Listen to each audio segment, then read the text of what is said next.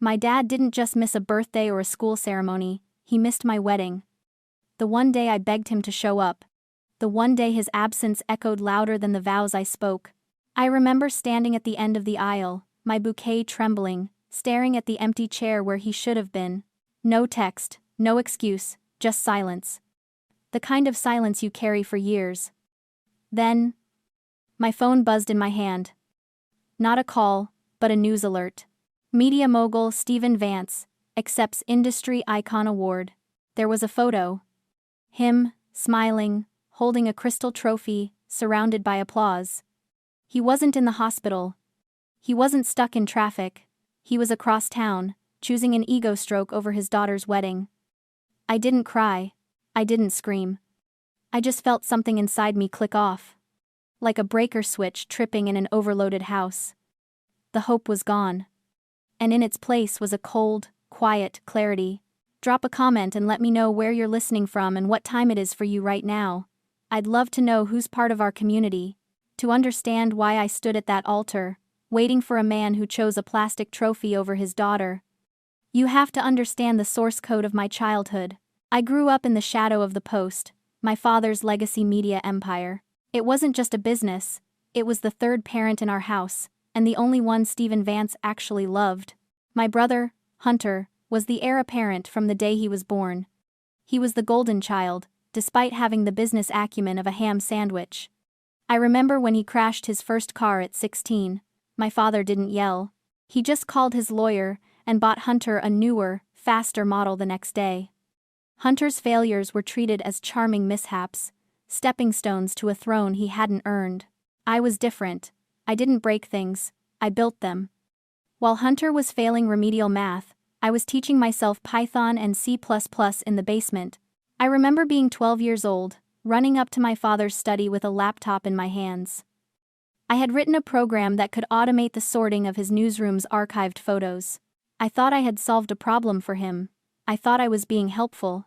He didn't even look away from his monitor. He just waved a hand at me like I was a fly buzzing near his face and said, "Kristen, stop playing your little video games, the grown-ups are working." That was the dynamic. My brilliance was an annoyance. Hunter's incompetence was potential. And my mother, Stacy, was the ghost haunting the hallways. She was always perfectly coiffed, terrified of anything real.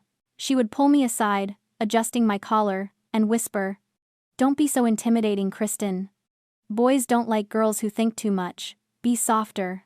She taught me that survival meant making myself smaller so the men in the house could feel big. For years, I asked myself why I stayed. Why did I keep bringing him my report cards, my code, my achievements, hoping this time he would look up? It is a trap called normalized cruelty. When you grow up in a desert, a single drop of water feels like an ocean. I was conditioned to believe that his attention was a rare, expensive currency that I just couldn't afford yet. I thought if I worked harder, if I became undeniable, the transaction would finally balance out. I thought love was a performance metric I could hit if I just optimized my behavior enough. I didn't realize that to him, I wasn't an investment. I was a write-off. I was waiting for a return on investment that was never going to come because the game was rigged before I was even born. After that wedding, I stopped playing the game. I packed 2 suitcases and moved into a cramped studio apartment in San Francisco. It was the kind of place where you could touch both walls if you stretched your arms out. And the radiator hissed like an angry cat all night. But it was mine. I launched Nexus from a desk I found on the street. While my father was giving interviews about the sanctity of print media and the enduring power of his legacy, I was building an AI platform that would make his entire business model obsolete. I wasn't just coding, I was architecting a new way for the world to process information. The early days were brutal. I pitched to venture capitalists who looked at me the same way my father did, like I was a little girl playing dress-up. One investor actually asked me if my boyfriend wrote the code for me. I didn't get angry. I got efficient. I memorized their doubts, their dismissals, and I used them as fuel. Every no was just another line of code, another feature, another reason to make Nexus undeniable. While Hunter was failing upward, getting promoted to vice president of strategy at the Post, despite not knowing what a EBITDA was, I was eating ramen and debugging servers at 3 in the morning. I didn't take a salary for 2 years. I wore the same 3 outfits on rotation. I missed birthdays, holidays, and parties because I was building something real. The contrast was sharp. My father's world was marble lobbies and 3 martini lunches, a decaying empire held together by debt and denial. My world was humming servers and sleepless nights, a fortress of logic and innovation built on a foundation of grit. I wasn't waiting for a seat at their table anymore. I was building my own table, and it was going to be made of titanium. Then, the tide turned. A mid-sized tech firm licensed our data processing engine. Then, a major bank. Then, suddenly, everyone wanted Nexus. The revenue started to flow, not in trickles, but in torrents. I hired a team of brilliant, hungry women who had been overlooked, just like me. We weren't just a startup anymore, we were a movement. And through it all, my father didn't call. Not once. He was too busy polishing his trophies on a sinking ship. It happened on a Tuesday. The valuation came in at 8:42 in the morning. Nexus wasn't just a unicorn, it was a decacorn in the making. $1.2 billion. The number on the screen didn't look like money, it looked like oxygen.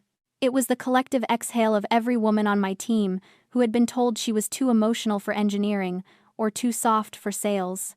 My office became a riot of champagne corks and weeping. Investors who had ghosted me 3 years ago were suddenly blowing up my phone, claiming they always knew. The world was loud, bright, and screaming my name. Then, my personal phone buzzed, just once. A single, short vibration that cut through the noise like a scalpel. I looked at the screen. Dad? He hadn't texted in 2 years. Not when we launched. Not when we hit our first million. My heart did a traitorous little flip, a reflex I hadn't managed to kill yet. Maybe he saw the news. Maybe he was finally proud. I unlocked the screen. Family dinner at 7 p.m. Important discussion. Don't be late. No congratulations. No, I saw the news. Just a summons. It was a command issued to a subordinate, not an invitation to a daughter. He didn't know about the $1.2 billion. To him, I was probably just doing okay enough to be useful. I was staring at the text, feeling the familiar cold seep into my bones. When Sophia walked in, she didn't have champagne. She had a thick, black folder. Sophia is the kind of venture capitalist who smiles only when she smells blood in the water. Today, she wasn't smiling. You need to see this before you answer that text, she said, dropping the folder on my desk. I opened it. It wasn't about Nexus, it was about the Post. Liquidated, Sophia said, her voice low. Your father's media empire isn't just struggling, Kristen. It's gone. He's been selling off assets for months to cover operating costs. The banks are foreclosing on the printing plants. He's not just broke, he's underwater. I looked from the financial autopsy in front of me to the text message on my phone. The pieces clicked together with the precision of a well-written algorithm. Important discussion. He didn't want to reconnect. He didn't want to celebrate. He needed a bailout. He thought I had a little bit of money, maybe enough to plug a leak or two. He had no idea he was summoning a billionaire to his table. He thought he was calling a piggy bank. He's going to ask you for money, Sophia said. He thinks you're his safety net. I closed the folder. The grief I expected to feel wasn't there. In its place was something sharper, colder. It was the feeling of a predator realizing the prey has walked into the trap. He doesn't want a safety net, I said, standing up. He wants a servant, but he's about to find out I'm the landlord. I didn't answer the text immediately. I let it sit there for an hour. Then 2. Let him sweat. Let him wonder if I'd even seen it. While he was probably pacing in his study, I was in a glass-walled conference room with Sophia and a team of lawyers who cost more per hour than my father paid his interns in a month. We weren't just planning a bailout, we were planning an acquisition. The Post's headquarters, Sophia said, projecting a blueprint onto the wall. The tower. It's the jewel in his crown. He mortgaged it to the hilt to cover operating losses last year. The note is held by a distressed asset fund that's looking to offload. I looked at the building where I had been told to be quiet, to be small, to stop playing my little games. It was a monument to his ego, 40 stories of steel and glass that he thought made him a king. Buy it, I said. And, the intellectual property? a lawyer asked. The archives, the brand trademarks, everything, I said. I want the name. I want the logo. I want the chair he sits in. The process was surgical. We used a shell company, Vesta Holdings, named after the goddess of the hearth. A little inside joke for myself. We bought the debt, the liens, the overdue vendor contracts. We bought the paper trail of his incompetence. But then, during the due diligence deep dive, we found something else. Something that wasn't just incompetence, it was criminal. Look at this, Sophia said, sliding a tablet across the table. Hunter's expense accounts. I scrolled through the ledger. It was a disaster. Private jets to Dubai. Luxury cars leased under the company name. Consulting fees paid to shell corporations that traced back to crypto wallets. Hunter hadn't just been failing, he'd been looting the company while it burned. He was siphoning off the last of the liquidity to fund a Ponzi scheme he was running on the side. Does Dad know? I asked. Impossible to say, Sophia replied. But given how blind he is to Hunter's faults, he probably signed the checks without looking. It was perfect. It was the final nail. My father had sacrificed me, his competent daughter, to prop up a son who was actively robbing him. The betrayal wasn't just emotional anymore, it was quantifiable. I looked at the clock, 5:45 in the evening, the dinner was in an hour. Are we done here? I asked. The wire transfers are confirmed, Sophia said, closing her laptop. Vesta Holdings now owns the controlling interest in Vance Media Group. You are the majority shareholder. I stood up and smoothed my blazer. I didn't feel nervous. I felt like a judge walking into a courtroom. Then it's time to go to dinner, I said. I think they're expecting a guest. The driveway to my parents' estate was lined with manicured hedges that cost more to maintain than my first startup's annual budget. I parked my modest sedan between Hunter's leased Porsche and my father's Bentley. The house loomed ahead, a sprawling testament to old money and older secrets. I walked up the steps, my heels clicking a rhythm that sounded like a countdown. The door was unlocked. It always was. They assumed they were untouchable. I found them in the dining room. The table was set with the good china, the crystal goblets, the heavy silver, the props of a play titled Everything is Fine. My father sat at the head, looking less like a king and more like a man trying to hold onto a cliff edge by his fingernails. My mother, Stacy, was arranging flowers that were already perfect. Hunter was scrolling on his phone, looking bored. You're late, Stephen said, not looking up. Sit down. I remained standing. I'm on time. You just started without me. Stacy looked up, her smile brittle.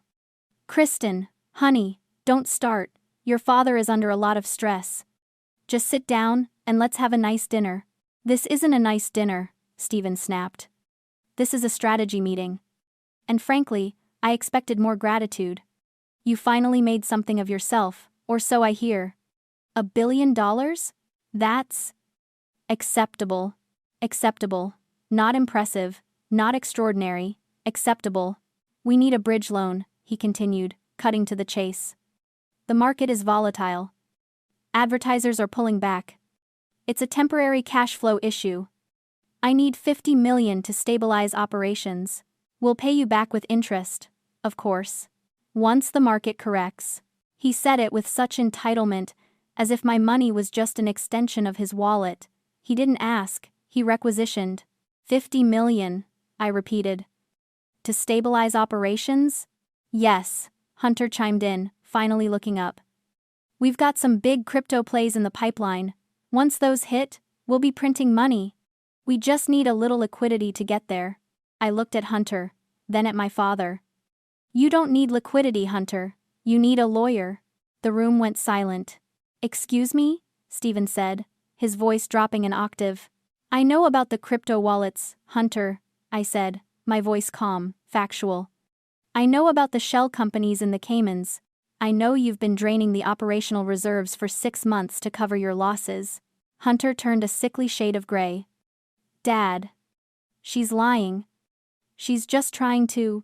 I'm not lying, I said, pulling the thick black folder from my bag and tossing it onto the table. It landed with a heavy thud, sliding across the polished wood until it hit my father's wineglass. It's all there. The wire transfers. The flight logs.